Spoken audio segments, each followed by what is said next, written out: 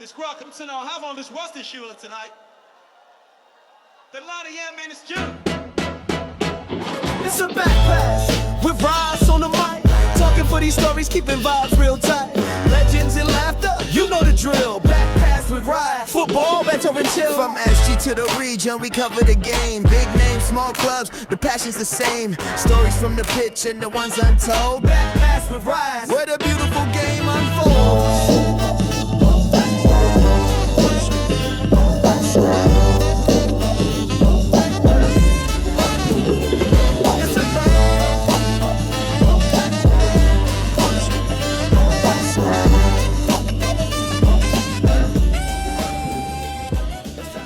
Welcome to Breakfast with Ras, with your host Ras, bringing to you a brand new episode, and we are looking forward to the World Cup.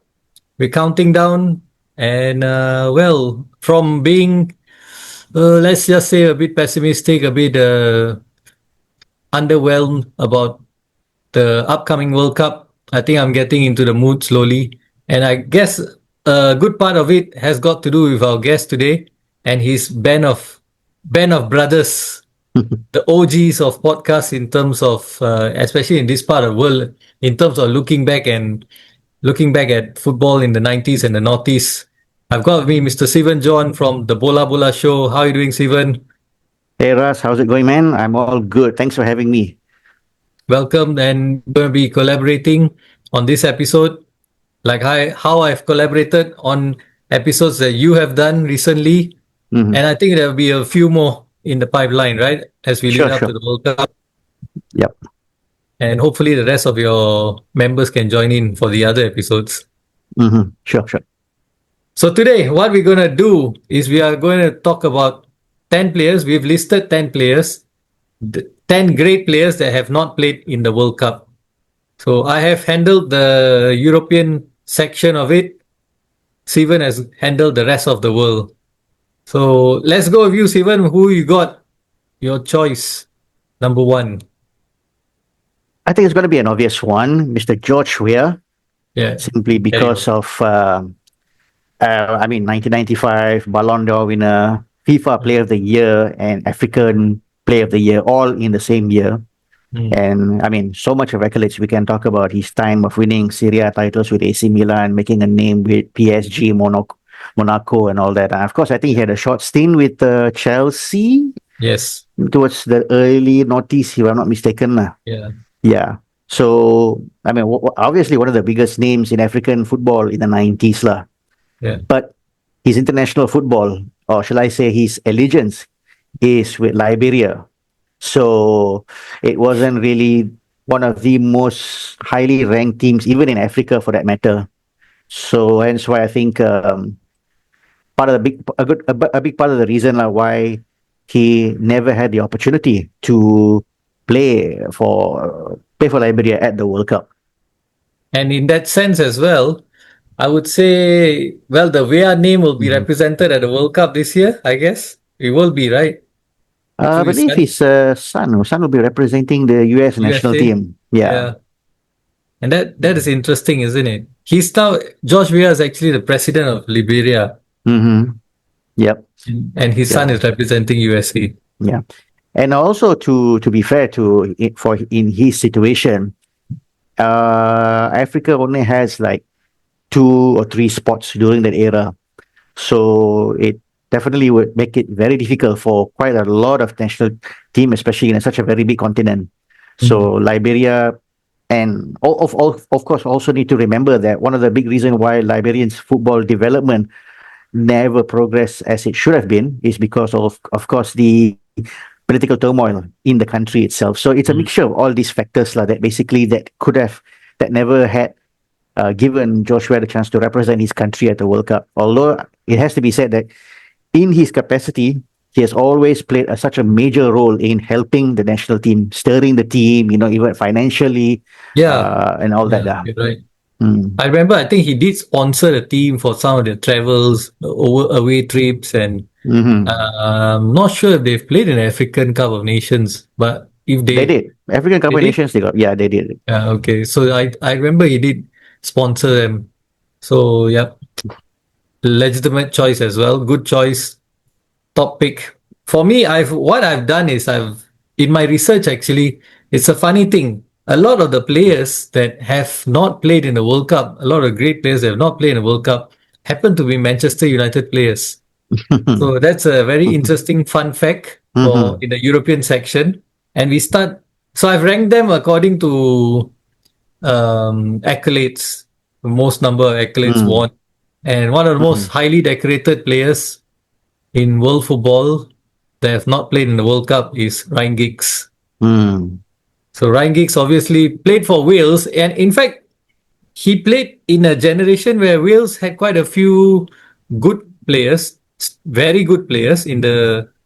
I think they were coming through in the 80s and the 90s, and Giggs was part of the squad, especially in the 90s, not in the 80s, but there's still a very good generation of Welsh players, but they didn't make it into the World Cup, didn't qualify, didn't even qualify for European Championships, and that was the tale of Ryan Giggs's international career. But what a career he had, actually. He got 13 Premier League titles, 4 FA Cups, 2 League Cups, 9 Charity Shields, 2 Champions League, 1 UEFA Super Cup, 1 Intercontinental Cup, 1 FIFA Club World Cup. So that's a lot that he's won at club level, but unfortunately, we never got to see him play at the highest level of international football. He came close actually in 90 for USA in 94. Had they beaten Romania in their last qualifier, Wales would have got their ticket to the World Cup. Instead of Romania. Instead of Romania, if I'm not mistaken. In fact, I think Wales took the lead, had a penalty. I mean, it's quite a dramatic game, a penalty save or something. I'm not. Was it a penalty save? Then Romania scored a 1-0 win. But I know it's quite a very close affair. And the thing is, check this up now. And of course, you mentioned, he came through what a great generation, because he had players like Ian Rush, Mark Hughes, Gary Speed. But while they had top quality attackers, the midfield and the defenders were not up to the par of that level of the same standard of attackers, able to carry the team forward. So that's where the liability came. Neville Southall. Yes, that goalkeeper. Yes. So what happened here was, in the last game, Romania took the lead. Dean Saunders, another great player, equalized. And Florin Radicu scored the winner with 7 minutes to go. But actually, according to the standings, not very close. They were fourth in that group. Behind Romania and Belgium were the top 2 teams. They're level on points. Behind them was a representation of Czechs and Slovaks. So this was before Czech Republic and Slovakia became independent nations. So they were in 3rd place, and then Wales were in 4th place, 12 points. 3 points away from the top 2, so margins were close. You were right. Next, who you got? Next is also another player from Africa. Okay. His surname, of course, is one of the most recognizable surname in football. Abedi Pele. Yes. Yeah. So, I mean, the first time when I heard the name Abedi Pele was with the Marseille team that was quite dominant in the early 90s. And at that time, I thought he was probably a French international. But Pele's son. Probably. But it was only then I found out that he was actually playing for Ghana international football. So if you look at his career at club level, of course, he was part of the Marseille team that went on to win. I think they won the Champions League in 1993. Yeah, he was also, 3 times African Player of the Year. He won the Cup of Nations with Ghana, I think, in 1992. So, and Ghana at that era, they had quite a lot of a good group of highly talented players. I mean, himself alongside, of course, you had Tony Yeboah and few other names. Samuel Kuffour, yeah. But what, again, it's the same thing when it comes to in the African CAF zone in the World Cup qualifier, is that you have teams like Nigeria who may be super good, and then you have teams like Morocco, Cameroon, maybe Tunisia, and of course in some cases South Africa. Africa, yes. So yeah, so you can see that it's a very highly competitive qualifier for such a very big continent with very little slots available. Ghana was quite unlucky in that era to qualify for the World Cup. But of course, his son will be part of a golden generation of Ghana that will they'll take part in few World Cups starting from the mid noughties until the 2010s. 2000, was he there in 2006 or he came up only in 2010? Which one? You mean his children, sons. is it? Andre Ayew, right? Andre Ayew and there's another, Jordan Ayew? Jordan Ayew, yeah. I think maybe one of them may have made their debut in 2006 and subsequent World Cup, the rest joined up. Could be. Yeah. Okay, that was... Yeah, I remember the Ghana team as well. I remember they weren't doing too bad in the African Cup of Nations, but just for some reason they didn't qualify for the World Cup. So that was one of the, as you mentioned, there's another nation in the African continent that was like that, which is Egypt. I don't know if you got any Egyptian players in your list, but they were one of those kind of teams that did well in the Cup of Nations, but then they just missed out. If I'm not wrong, the qualifiers were like only the top team in each group qualified. Is that right? Yeah, in most of the times it's you have like maybe one or two early rounds, knockout rounds, and then you'll come to a final group stage, consists of few groups, and only the winner of each group can qualify for the World Cup. The Egypt team that you mentioned, that generation, the Egypt national team that won 3 consecutive African Cup of Nations between 2006, 8, 10. I mean, it was such a very good team, but what they lacked was big names that went on to have an illustrious career in Europe. So it's a bit of a different circumstances compared to the list whereby we are going to talk about today.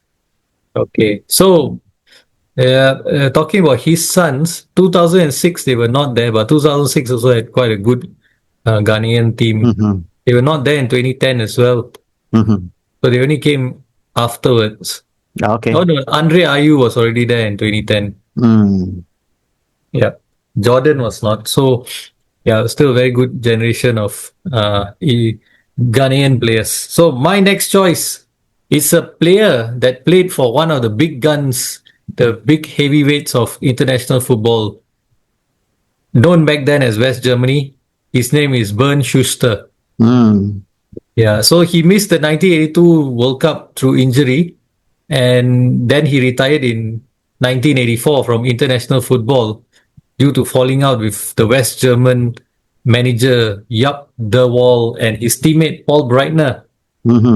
But if you look at his career and his achievements, it's very impressive. He's won with Barcelona, with Real Madrid, with Atletico Madrid. Yep.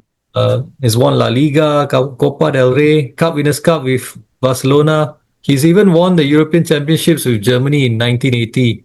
And in the Ballon d'Or, he was runners-up once. He was ranked 3rd twice. So very impressive CV, but unfortunate falling out cost him to retire early from international football. Never got back in after that as well. So there you go, wasted. I think he's also quite known for his wild lifestyle, I suppose. Okay. I mean, he quite a bit of a party hard person and all that, but of course delivers on the field.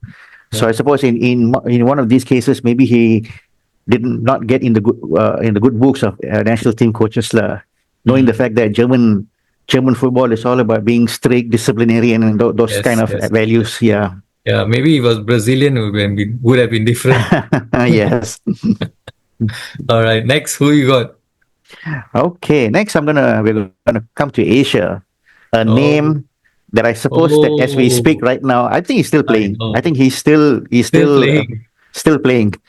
But of course, he. Oh my God, this guy. Perhaps when we talk about his country in the 90s, before they ever qualified for their first World Cup, his name was synonymous with that national team I'm talking about the name King Kazu.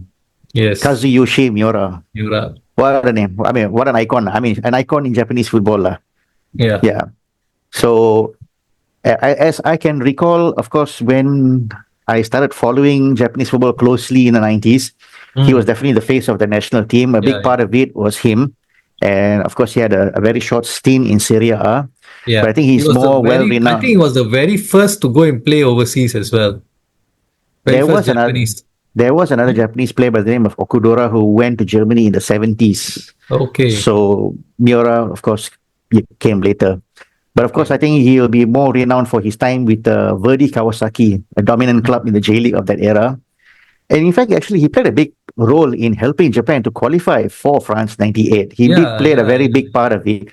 Correct. But on the eve of the World Cup, when it came to name the final squad that was bound to go to France 98, very surprisingly, he was omitted from the list. So, and I think at that time also, he was already in his early 30s, 31, 32.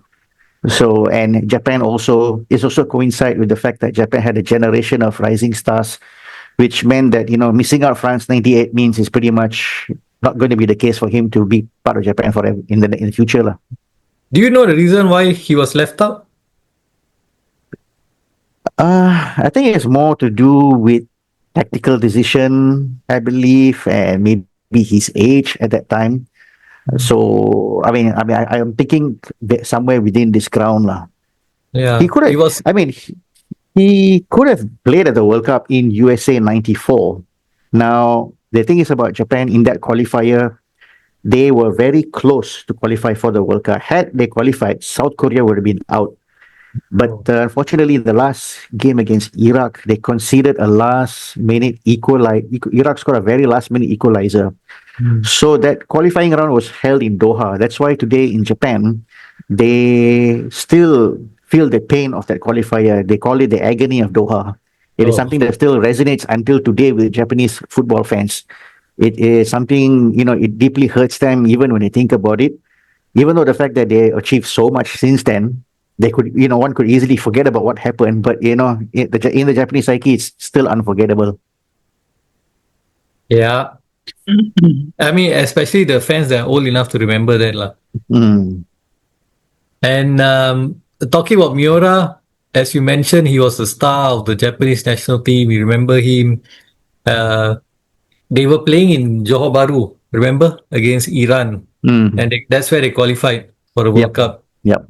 Yeah, I remember watching that match, and he was certainly the star of that Japanese team. He was the most recognizable name and face in the team. So I was really looking forward to watching him play at World Cup 98. Unfortunately, he was not there, which was a Mm. shocker. And I mean, those Yep. days we didn't get extensive coverage, right? We didn't know what happened. Mm-hmm. Now we know. So you've named three already, right? Now? Yes. Okay, this is my third name. My third name is also a Wales international. You've mentioned him already, Ian Mm-hmm. Rush. Mm. He played in a very good period for Liverpool when they were dominating the league. 5 English First Division titles, as it was known back then. 3 FA Cups, 5 League Cups, and 2 European Cups before it was known as the Champions League with Mm-hmm. Liverpool. So very impressive CV. But again, unfortunately, part of the Wales team that failed to qualify. I guess the Wales team was also maybe, don't know whether we could say this, but maybe a bit disjointed, not as united, and maybe that's the reason why they failed to qualify. I don't think it's more to do with disjointed because, as I mentioned earlier, they had quality attackers, Yeah, they did. but the quality in the midfield and defense wasn't up to their level. The midfield and defense, I guess they were more like, the English First Division and Premier League, mid-table relegation dweller teams. Yeah, The players came from those kind of teams. yeah, So you had and all those hard-running yeah, British kind of players. yeah. So it was a bit difficult for a Wales coach to figure out a tactic that can able to help these attackers to get the job done. Get And the I best think, out of them. yeah, and I think also for the fact that Gareth Bale did mention this in the podcast recently with Gary Neville that it's surprisingly that even during that era, the Welsh FA wasn't really up to the standard of managing a national team to qualify for major tournaments. It was only when the late Gary Speed came on board as a manager, because he was part of that era that underachieved for Wales. Yeah. And he came in as a manager. He knew what needed to be done. Make sure the team gets good hotels, good training, facilities, all these little things that's the reason why, if you realize, that Wales were able to become more competitive in Yes. this part of era. Of course, a big part of it has to do with players like Gareth Bale and all that, but he elevated the team in other aspects when what failed them in the past. So he recognized what other areas that were lacking. I think that's a very good point. I think that if you were to compare between that era and this recent era where Wales has qualified for European Championships and World Cup, 2018 they were in World Cup, right? They were 2022. 2022. Oh, 2022 they were in the World Cup. Yeah. Yeah. So the comparison is that I believe the generation earlier in the 90s and 80s had more star power, more quality in the team than the one that qualified, because look, you take Gareth Bale out and maybe Aaron Ramsey, take those two out, they didn't have as much quality as, talking about Ian Rush, Dean Saunders, Mark Hughes, Ryan Giggs, Gary Speed even was Then of course, then later on you had Nathan Blake, Robbie Savage. Yeah. What was the other striker? I remember used to play for West Ham United. Used to partner Robert Robbie Earnshaw, Savage. I think his name. Robert Earnshaw, that's one of them. So you can see they had probably more renowned names but maybe there was not they couldn't play as a team Yeah, true. All right, so we're three each now. Who's your fourth name? Another name that I'm going to stick with Asia. Maybe you might have heard it, maybe not. Okay. But he Uzbekistan qualified for their first World Cup in this coming World Cup, right? Yeah. 2022. But they won the Asian gold medal in 1994, which at the time was a surprise for a lot of people, because number one, most of us finally learning about the country, because they just came out of the Soviet Union. They became an independent nation. And they had quite a lot of players, but just similar to what I mentioned about the Welsh FA, there wasn't proper management or structure that able to support the national team. But one player in that era was probably in the class above. Yeah, it's Maxim Saksky, who made his name with Dynamo Kiev, scoring goals in the Champions League in Europe and all that. Just to put into context, in 1999 they sold Shevchenko to AC Milan. Was he who they signed to replace Shevchenko, and he became an instant hit. Wow. But the thing is about Uzbekistan is that they became known as the perennial chokers in Asian football qualifiers. They've always had that moments where they were just there about to make it, but somehow or other, something will happen along the way that will derail that qualification. And I think the most painful one was definitely in 2005, whereby they started off quite badly in the qualifying round, in the final group stage, but they managed to mount a very surprise comeback to get a qualification playoff with Bahrain. Had they won that playoff, they would have played Trinidad and Tobago for the final round in order to get the ticket to Germany. But in the first game against Bahrain at home, they won the game 1-0. Except for one issue, is that the referee made a mistake whereby they were awarded a penalty. They scored the second goal, but because there was a foul start in that penalty, rather than awarding Uzbekistan to retake the penalty, the referee decided to award a free kick to Bahrain. So that became an issue. So this matter was brought up to FIFA. And what did FIFA decided was, brought up to FIFA and AFC, and what they decided was that they scrapped the result and asked them to replay again. And that messed it up big time, because the replay, it was a 1-1 draw in Tashkent, and in the return leg in Manama, it was a 0-0, which means Bahrain made it to the next round on away goal rules. It was quite painful, very painful. So that was the closest, I would say, during his time, that they could have made it to the World Cup. a first time whereby a country from Central Asia would make it to the World Cup. I'm happy they finally make it to this World Cup. Their first game Yeah. against Colombia, I have to say, this country has a bit of a soft spot for me in Asia. So that game against Colombia is going to be a bit of an emotional rush for me. I also got to mention that they'll be coached by an Italian. That's all our representation is in this World Cup, the coaches. Okay, so my fourth name has got the Manchester United connection is Mr. Eric Cantona. So Eric Cantona playing for France. So at that time, I wouldn't say they were one of the powerhouses of international football. They were probably second rank, in the second rank of teams that were, thereabouts, pushing it. They didn't qualify for the 1990 World Cup, and then very painfully didn't qualify for the 1994 World Cup, beaten by Bulgaria when they had the result in hand. All they needed was a draw. They had the draw. They were minutes away, and then David Ginola lost the ball. Bulgaria went on the attack. They scored the winner, and out went France. That was quite tragic. And the rest is history for Bulgaria. Yeah, the rest is history for Bulgaria, and the fallout from that for France was immense. But of course, he led them to win the World Cup 4 years later. But yeah, Cantona had actually won the Euro Under-21 Championships with France in 1988. And of course, we know all about what he won in the English League with United. 4 Premier League titles, 2 FA Cups, 3 Charity Shields. He was even in ranked place in the Ballon d'Or in 1993. So that's how good he was in the prime of his powers. But yeah, there's another one that missed out on the World Cup. He retired in 97, so that was before France hosted the World Cup. But in any ways, he knew he had no chance of being in that squad because he was overlooked for the Euro 96 squad. So I feel that had he been given a chance in 96, maybe if he was called up for the Euro 96 squad and then he was still in and around the squad after that, maybe he wouldn't have retired in 97. He would have hung around for the last hurrah, maybe 98, and then that's it. Then he would have called it time on his career. But all these are now ifs and buts.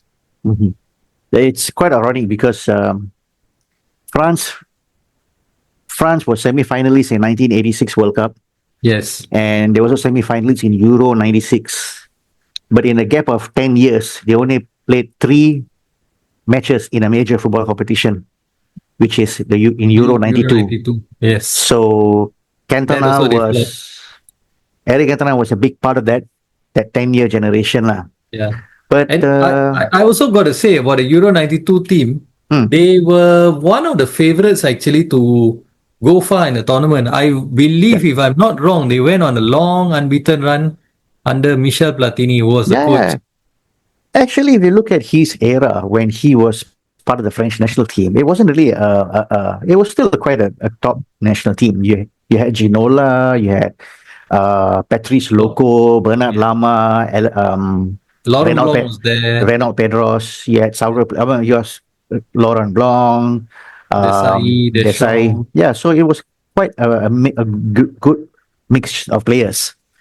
But in the aftermath of what happened in 1994, and of course, during the time when he was suspended for the Kung Fu kick, France discovered a new gem in the name of Zinedine Zidane.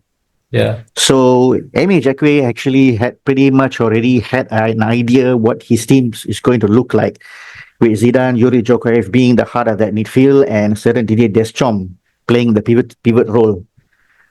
Interesting enough, I did share this in the Bola Bola Show podcast for for France 98, because we spoke a little bit about Eric Cantona's absence in that World Cup. Yeah, I remember. There was a story suggesting that Aimé Jacquet visited him in January 96 with a proposal to say that, I already have Zidane as my number 10. How about you play as my number 9? But Cantona declined that role. He didn't want to be part of the. I think he wanted to be the main creative force behind the team, lah. And I also believe that his relationship, his very mixed relationship with Didier Deschamps, who he regarded as a water carrier, Yeah. also probably would have had a factor in it, lah. Because I think in many aspects, I think France had won the World Cup without a number 9, which having a number 9 would have, in Eric Cantona, I think would not have diminished their chances, lah. Yeah. And I've also read a report that he actually Zinedine Zidane to Alex Ferguson to sign him. He knew, he saw this player. I believe when Zidane made his debut, Cantona was still in the squad.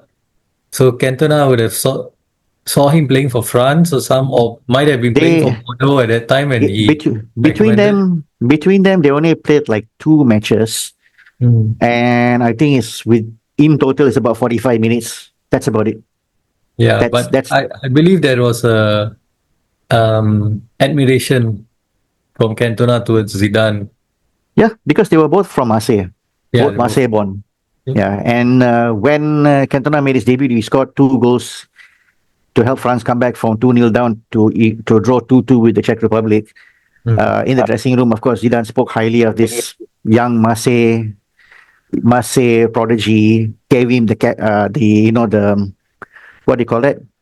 The captain's exchange during the match and all that. The pennant. Gave him and all that. So, and I think the next time they played together was about 19 minutes, and that was it. So, plenty of what if we had these two together. But, in a way, I suppose his legacy didn't turn out to be that bad, lah. I think for many United fans, especially English football fans, will always recognize him probably the first ever superstar to grace the Premier League, lah. The catalyst lah of the Premier League's global popularity. Yeah, true.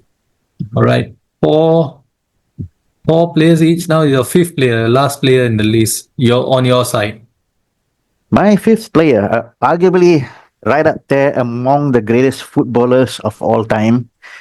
But, he played during a period when his country was going through a bit of a political wilderness, I would say. But for the club that he will go on to play, definitely one of the legends, the best the game has ever seen, Alfredo Di Stefano, the Argentinian blonde arrow. Now, in his case, of course, and he's a funny case. He could have ended up in your section or my section. True. Yes, he could have been either one. Yeah. Yeah. I mean, he was a part of a great generation of Argentina in the 1940s, and could have played in 2 World Cups at least, 50 and 54. He won the Copa America, of course, in Argentina. But the problem is, that time Argentina was under the presidence of Juan Perón, and he had this bizarre policy of isolation policy, which prevented the team from taking part in the 1950 and 54 World Cup. And by the time 1958 happened, he already transferred to Real Madrid. France didn't qualify for that World Cup. Otherwise, he would have definitely played there. And he did, however, was supposed to be part of the team to play in the 1962 World Cup, but got injured right before the tournament. On the eve of the tournament, I believe he got injured. So missed out an opportunity to represent Spain at that World Cup, lah. Yeah. But of course, everyone, when you mention the name, they will remember him being part of the Real Madrid's golden generation that won 5 European Cups. In the 1950s, yeah, I remember. Correct. So, the last player I have on my list is also from that black and white era. He's from the 1960s. He's the 5th Beatle, George Best. Also a Manchester United connection. One of the Ballon d'Or winner in 1968. And in terms of accolade, not that much. 2 English First Division titles, 2 Charity Shield, and 1 European Cup with United, which was a monumental European Cup because it was the first ever won by an English team. So, yeah, but of course, the 5th Beatle, as is known for his footballing abilities on the pitch and off the pitch, also a party animal, as you mentioned. He's known for that as well. And Football first. popularity. football's first ever rock star. Lah. Yeah, correct. Mhm. That's right. And the popularity he had also uh, transcended whatever he did on the pitch. So that is he was playing for, of course, represented Northern Ireland. Mhm. And it's a very interesting case. Northern Ireland qualified for the World Cup 6 years before his international debut in 1964 and Mhm. 5 years after his retirement in 1976. Yep. So unlucky for Mhm. him. Northern Ireland didn't qualify for the World Cup in his time as a professional footballer, Mhm. but certainly one of the best to miss out on playing in the World Cup. Mhm. My dad's favorite player, lah, basically. Oh, Yeah, my dad. wonderful. Big reason why my dad became my late father became a Manchester United fan is because Mm, of him. I mean, he spoke highly of him and all that. So I was wondering, my dad speaks highly of him, but why we never saw him in the World Cup? Because when you're growing up, that's your benchmark. You hear a footballer name, you wonder which World Cup they played. That's the benchmark. So you start to learn. Okay, he did not have an opportunity to play for a national team that was good enough to qualify mm, for the World Cup during his era, at least. yeah. And I also remember one time in an interview in the 2000, I remember that he always said that he had he grew up in a country he grew up in Belfast, Mm. but dreaming of playing for Brazil because he always felt that Brazilians were his kind of people. Which makes perfect sense because he likes to Yeah, party, he certainly, likes to certainly. enjoy, and he probably plays like them, Yeah, dribbling, being plays eccentric well. on the Yeah. field with all tricks up on his sleeves and all that. Yeah. Hmm. And I did watch some video footage of him playing, and absolutely incredible what he's done on a pitch that is so heavy, soggy, muddy, and the ball Hmm. is so heavy, and what he can do with the ball. Imagine what he can do in today's field conditions, and the ball that we have today. Oh, Hmm. it would have been unbelievable as a player. I think Ryan Giggs comes closest to him Yep.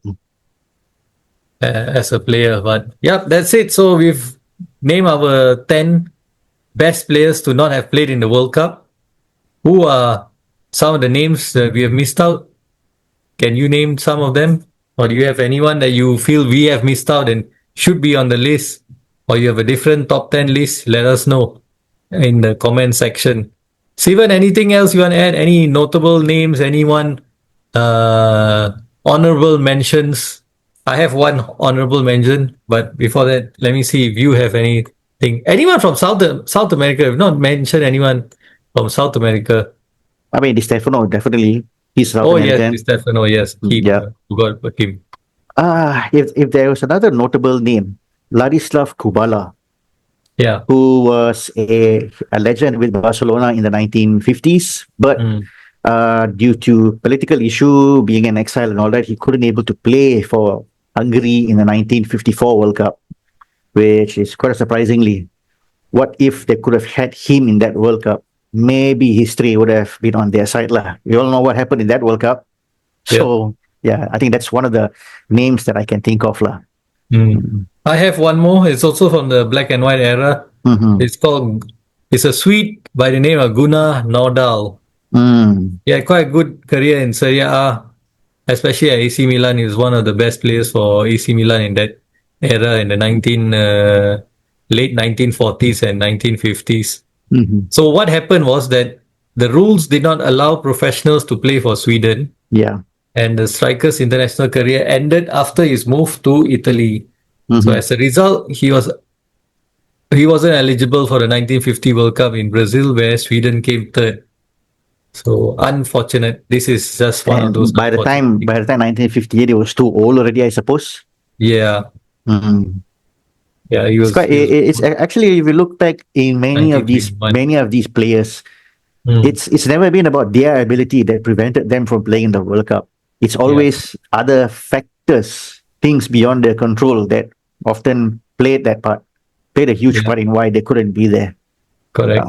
Mm. And like in Gunnar's case, he was Olympic gold medalist with Sweden in 1948. Mm. So that imagine that. All right. So this is me, Ras, now signing off. Sweet and sharp. top 10 players to have never played in the World Cup. We're bringing you a new list again next week. Sivan, thanks for your time and your research and nuggets of information. Really My pleasure. appreciate it. Nuggets and what else? Chicken tenders and all that. I hope you had your dinner. Sure, yeah. All right. See you around, bro. Take care. Bye bye. Take care. Bye bye.